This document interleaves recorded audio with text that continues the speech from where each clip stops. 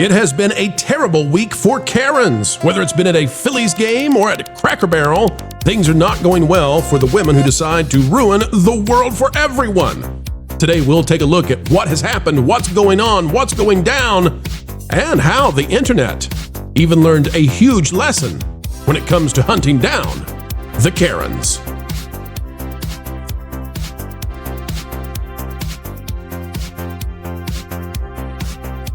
Hello, ladies and gentlemen, and welcome back to the Pro Channel. It is a pleasure, as always, to spend the day with you. Welcome back, one and all, and welcome to heeding the call for understanding what's going on in pop culture. Explaining entertainment, keeping you ahead of the culture curve. It's what we do. Click the like button and tell us in the comments below what's been your favorite story recently dealing with Karens. We'd love to hear your thoughts on it. Folks, here's a Karen story. Here's a story about a Karen. Cracker Barrel Old Country Store is down over 10%. And that is over the past month. Started out August 8th with $57 on the stock, each share worth that. But it climbed up, it climbed up before they did their big announcement. People were anticipating, right? They wanted to see what was going to happen. So it climbed up as high as $62.55, now down to $51.24. We could take it from the high. We'll be as fair as we can be and say that over the last month, Cracker Barrel has dropped more than 10%. And how did it happen? Well, the Karen came in and pulled a target on Cracker Barrel. Forbes has this from Greg Petro. It says, like Target, Cracker Barrel suffered from brand amnesia.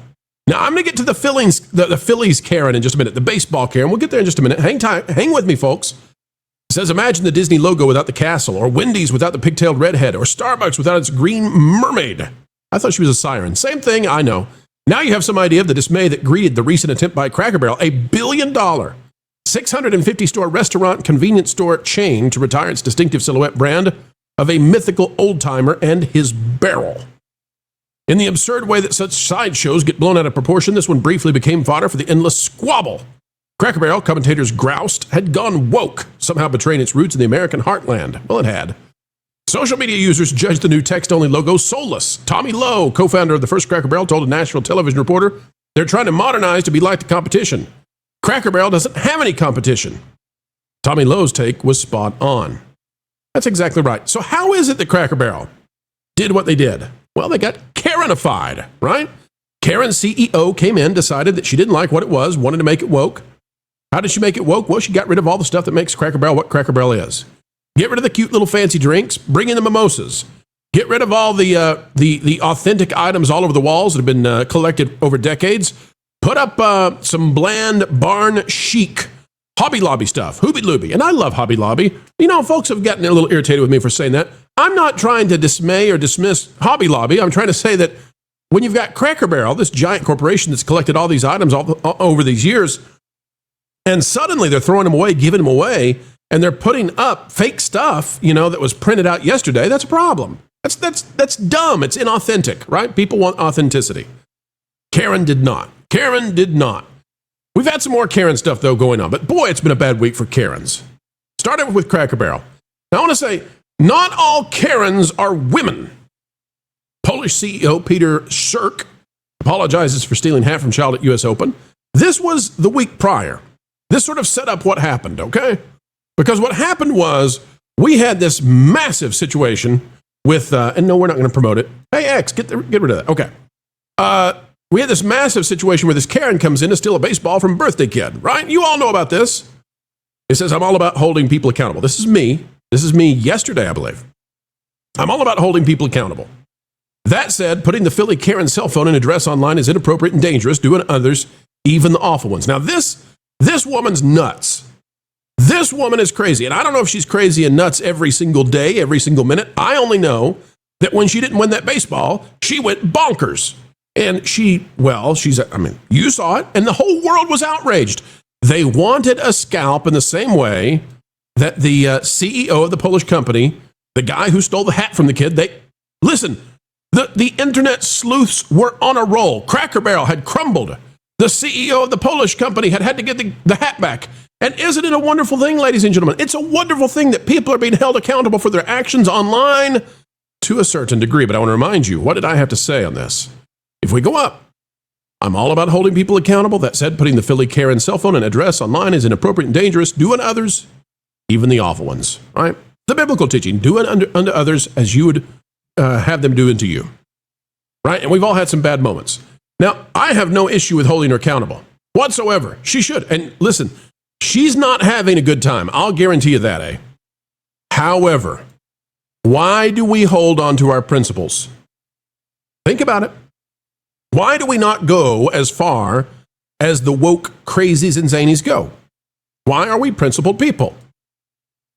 Well, out of the New York Post, fan wrongly ID'd as Phillies Karen, who snatched home run ball from boy, sets record straight in hilarious post. I'm a Red Sox fan. This is by Jorge Fitzgibbon. Ladies and gentlemen, it's not all that funny. I'm glad that this person is taking it in stride and handling it the right way, and maybe they have somebody teaching them how to do that. But to have the entire internet aimed at somebody and they're not the one, they're not the person that is being claimed to be, that's a problem. That puts people in serious danger. And this is why, by the way, that there is some degree of anonymity that has to happen online. You would not put your address, your physical address, on your vehicle, would you? And you know why you wouldn't do that? See, this is a place that I differ with Dr. Jordan Peterson, who talks about you have to be fully transparent. You can't be anonymous online. I say, I'm not sure about that, obviously. And the reason is you would not put your physical address on your vehicle because there are bad people on the interstate. And you don't want those bad people to know exactly where it is that you live. You definitely don't want them to know where your kids live. So you don't put that degree of transparency out there. There are various levels of transparency. It's not a light switch. It's not on and off. And the problem is that when we take somebody like the Karen and we put her out there and you get it wrong, number one, it's not safe to put her out there even if you're accurate. And do you want it? I mean, listen, being awful and terrible at a baseball game and treating a family poorly, yeah, that deserves to be mocked and scrutinized and all of that, right? Ridiculed online, cool. But when you put out the address, that changes the ball game, pun intended, because it makes it so that somebody who's crazy can go do harm. We don't want that. That's wrong. That is way out of step. That is so far out of the scope and scale of what happened. So we don't do that. But then two, you've got the second issue here. And that second issue is that when you do this, you can get it wrong. And when you get it wrong, now you have an unsuspecting individual out there who is suddenly the target of the entire world. Let's read the article real quick, and then I'm going to tell you how this could have gone sideways, and I'm so glad it didn't. Bad week for Karens, though. Definitely. We're happy that the fake Karen is okay. Says you got the wrong gal. A beleaguered baseball fan lambasted by online sleuths says the viral Karen who snatched a home run ball from a young Phillies fan at a game Friday said it wasn't her. She's a Boston Red Sox fan. Boston. Okay, everyone. Cheryl Richardson Wagner posted on Facebook Saturday. I'm not the crazy Philly mom, but I sure would love to be as thin as she is and move as fast. I'm a Red Sox fan. That is listen, this woman should be in charge of PR at major companies. That is perfectly humorously handled, and I bet she's had a very scary week. Can you imagine being falsely labeled? Can you imagine all the people calling her employer? Can you imagine all of the hullabaloo surrounding her, and none of it is her fault? Boy, that's a problem. That's why we hold to the principles, folks. That's why we do it. You can see the post that she made there, and her name is out there, so that's why we're doing this now. There's no avoiding it. Like everybody thought this was her, except me and a few others who said, I don't know. I'm not a private investigator. I'm not going to look into this. Richardson Wagner has been roasted online as the heartless Phillies fan caught on viral video throwing a stadium-sized tantrum at Lone Depot Park in Miami, bullying dad Drew Felwell into turning over a home run ball he gave to his young son Lincoln. The ball was an early gift for the boy's birthday. By the way, congrats to the boy, because the Phillies did the right thing here and treated him well and all of that. So that's good. We're happy about that. But the internet didn't do a good job this time. And we need to remember to keep the guardrails on. I know. Wet blanket pro today. You came in thinking it was just going to be about Karens, and here I am teaching a moral lesson, but it's one that we need to learn and to know. Keep yourself in the right side, folks, by handling things in the right way. It's important. And then the crazy Karen remains the focus of the story, and not how some people missed it badly and fomented a massive online mob against her. against the wrong person. That's the problem. Do unto others as you would have them do unto you, right? That's what we'll stick with. That's what we'll do. The Cracker Barrel Karen CEO, you know, we'll do unto her as we wish people would do unto us. And that is, if we messed up that much, I hope people would say, hey, you're probably not cut out for this job. But that's the situation, folks. That's where we are. And I'll tell you the one good thing as we end this. Really good thing. There is accountability now in a way that was never made before, right? Whether it's with police stops or whether it's with crazy people who are trying to steal stuff or whatever's going on out there. Karen's acting like, bonkers at baseball games and out on the lawn. Video is everywhere. Phones are everywhere. Act the right way, no matter where you are. And you never know who's listening or you never know when people are listening. So act the right way all the time. It will serve you well all the time. All right, folks, it's time for you to click that like button, share, subscribe, click it, stick it to the algorithms. It is the notification bell. Drop a comment down below. Let us know your thoughts. And in those comments, we'd love to know, have you ever experienced an IRL Karen?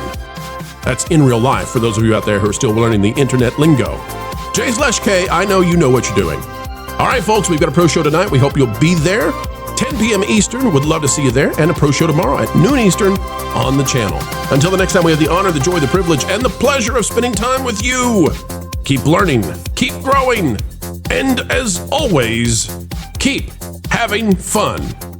Except for you, Karen. Don't have fun. Learn, Karen. Learn.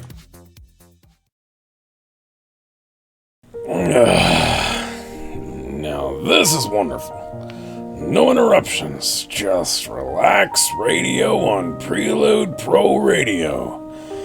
I'm so happy WDW Pro and his pals are making this kind of stuff on YouTube. Now I can just sit back, relax, enjoy. Mr. Floral? Mr. Floral, sir? Yeah, Coco? Well, I just noticed that you're doing a WDW Pro bumper ad on the end of the video. Yeah, I'm just listening to Relax Radio, the new YouTube live stream for all the best instrumentals to study, relax, or even go to sleep to. But don't you think you're missing something? No. Aren't you, I don't know what. Aren't these ads usually featuring Wilton? Nope, not this one, Coco. Relax Radio is all about taking it easy. Wilton is just the opposite. With Relax Radio, everything's about calm and relaxing. You just click on the live stream over at Prelude Pro Radio and let your cares melt away. Okay, so then I shouldn't tell you that Wilton is currently stuffing aluminum foil in the one kitchen appliance you really should never do that with.